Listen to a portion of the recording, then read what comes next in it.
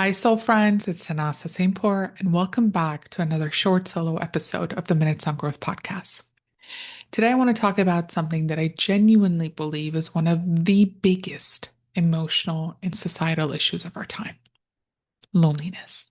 And not just physically being alone, but emotional loneliness, feeling unseen, feeling disconnected, feeling like you're surrounded by people, yet still somehow feeling emotionally far away from everyone. I personally think we are living through a loneliness epidemic. And what's interesting is that this is happening during a time where we are technically more connected than ever before. We can instantly text, we can FaceTime, we can follow hundreds or thousands of people online. We can know what someone ate for breakfast. And yet, so many people are craving deeper connection. This conversation actually has become so significant that in 2023, the US Surgeon General released a report called Our Epidemic of Loneliness and Isolation. And the findings were honestly staggering. The report found that chronic loneliness has health impacts comparable to smoking 15 cigarettes a day. And chronic loneliness was associated with increased risk for depression, for anxiety, for cardiovascular disease, dementia, and even early mortality, which tells us something really important. Social connection is not a luxury, it is a biological need. Humans are wired for connection.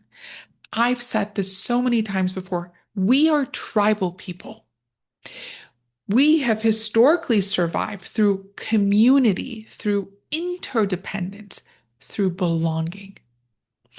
And I think modern culture, especially in the West, has slowly convinced many that needing others is weakness, when actually needing connection is deeply human. And I think it's really important to distinguish something here before we continue, and that is being alone and feeling lonely are not the same thing. Solitude can actually be beautiful. It can be restorative. It can be peaceful. It can be a space for creativity, self-connecting. Loneliness, however, loneliness feels different. Loneliness is emotional disconnection. It's feeling like you don't truly belong, like you're not emotionally met, that you're not emotionally safe. And I think this is important because a lot of people aren't necessarily lacking proximity to people, but they're lacking emotional intimacy. They're lacking spaces where they feel safe enough to fully be themselves. This reminds me of something from Brene Brown's work that I think about often. And she talks about the difference between fitting in and belonging. Fitting in is performing, it's masking, it's people pleasing, it's changing yourself to be accepted. But belonging is about being accepted as your authentic self. And I think many people today are surrounded by people who know the curated version of them, but not the real version. Many people are perceived, but not truly known. And that creates loneliness too. And I think this is one of the biggest paradoxes of modern life. Why are we more lonely than ever, despite having so much more access to communication? I think personally, part of it is because convenience has started replacing gathering. We scroll instead of participating. We consume instead of connecting. We have become passive consumers instead of being active participators. Don't get me wrong, social media can absolutely create beautiful connections. I've genuinely built meaningful community online myself, but it can also create performative connection. We become updated on people's lives without actually being emotionally connected to them. And comparison can intensify loneliness too. You're sitting there feeling disconnected while watching everyone else appear fulfilled, appear connected and thriving. Oftentimes we are consuming content on community building, for example, hosting a book club or hosting a dinner, but we're not actively participating in creating and gathering in those spaces. And I think another reason for that is I personally believe that many people deeply crave intimacy. I see this in my work every single day with my clients, but we're simultaneously fearing vulnerability. And that paradox is huge too. A lot of us grew up learning that emotions are a weakness, that asking for help is unsafe, that self-sufficiency equals strength. And so we have a super hyper independent society, or emotionally avoidant, or anxious and terrified of rejection. And then later in life, we want deep connection, but vulnerability feels unsafe. But the reality is that you cannot deeply connect while emotionally armored all the time. As Brene Brown says, vulnerability is not weakness, it is the foundation of connection. Love requires vulnerability. Trust requires vulnerability. Belonging requires vulnerability. And healthy vulnerability is not trauma dumping or oversharing. It's honesty, it's emotional openness, it's asking for support, it's allowing yourself to be seen. I know it's easier said than done. And that's where professional help from a therapist, or a social worker or a coach can come in, because in that therapeutic space, in that safe therapeutic space, we can practice vulnerability. And as we cultivate that strength to be more vulnerable, we can mirror that in our other relationships outside of the therapeutic space. I also want to bring in something fascinating, research, the blue zones research. And the blue zones really reiterate the importance of the power of community. Then blue zones are regions in the world where people statistically live longer and have lower rates of chronic disease. So places like Okinawa in Japan, Sardinia in Italy, Kari in Greece, the Nicoya Peninsula in Costa Rica, and Loma Linda in California. And what's interesting is that many people think the blue zones are only about diet. But one of the strongest themes researchers repeatedly found across all of them was community, strong family systems, daily social interaction, intergenerational living, shared rituals, purpose, belonging. In Okinawa, there's a concept called moai, and I don't want to butcher the word, so if I said it wrong, I apologize. But in essence, it means a lifelong social support group where people emotionally support one another throughout life. How beautiful does that sound? And I always think of being a part of community or cultivating a sense of belongingness in community is preventative healthcare. Think of it, people eating together, walking together, praying together, celebrating together, caring for elders together. I think one of the biggest differences between many Blue Zone cultures and modern Western culture is this, that belonging is woven into everyday life instead of treated like an extra task. And all of this, it connects so deeply to nervous system health. Humans regulate through safe connection.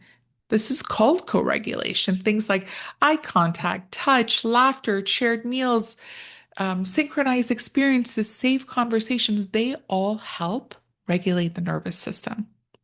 And this is why healing often happens in relationships, not in isolation. For example, have you ever noticed how different your body feels around certain people? Around some people, your nervous system tightens, you monitor yourself, you feel anxious, and around others, your body softens. Feels like an exhale. You breathe deeper, you feel safer, more like yourself. And this matters because belonging is not just emotional, it's physiological too. I also want to talk about a sociological concept called third spaces. And these are places outside of home and work where connection naturally happens. And unfortunately, we're experiencing a loss of third spaces. So places like cafes, gyms, churches, temples, book clubs, volunteering spaces, community centers.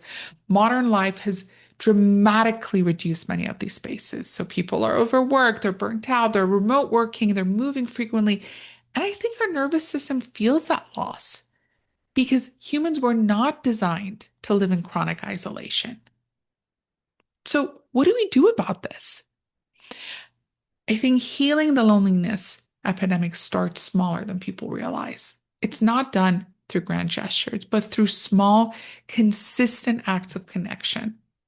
Things like joining a class, sending the first text, voice noting our friends, weekly dinners, volunteering, participating instead of only consuming, deepening existing relationships, allowing yourself to be emotionally honest. I recently joined Welcoming Arms. It's an amazing charity in the community that I live in that tackles food security. And I've joined our public library, and they have so many events. I was so surprised to find out about all the events and the classes that they're hosting. And I'm really putting myself out there. I have phenomenal friends. But I realized that if I want to have that village, I need to be that village. If I want to have a sense of community, I need to partake in community. I need to expand my sense of community. I want to feel that belongingness in my local community because all my friends are scattered around the world. And again, I love my friends. I have a great support system. But even I'm trying to expand my vessel of connection. Belonging doesn't usually come before participation. A lot of people think, well, when I feel confident, I'll go. When I stop feeling awkward, I'll reach out. When I feel accepted, I'll speak. But often it works the other way around. You take the small step while awkwardness is still in the room. You say hello while your mind predicts rejection. You allow yourself to slowly build evidence that connection is possible. And for me, in this period of my life, connection as an adult is possible because a lot of my friendships I cultivated 10 to 20 years ago. Most of my friends are old friends. And so I sat with myself and I said, there's this notion that it's hard to make friends as adults. How can I shift that narrative for myself? How can I start to actively participate in my community and build new adult relationships? I'm shifting my experience of reality through my active participation. And I really encourage you to do the same. It's not easy. Every time I go into a new class, I have butterflies in my stomach, but after a couple of minutes, I start to breathe through it. And that fear starts to subside. So if you've been feeling lonely lately, I hope this episode reminds you that you are not broken, that longing for connection is deeply human, even if you have a great group of friends, but you still feel a longing for more, that is okay. I genuinely believe that people today are starving not just for connection, but for authentic connection that feels expansive. We're craving spaces where we can show up as our real selves, where we feel emotionally safe, where we can be seen, where we can feel seen beyond performance. Because connection is medicine and healing happens in safe relationships. So, thank you so much for being here. I'm so grateful that you're here. And if this episode resonated with you, feel free to share it with someone who might need this reminder too. Thank you for listening.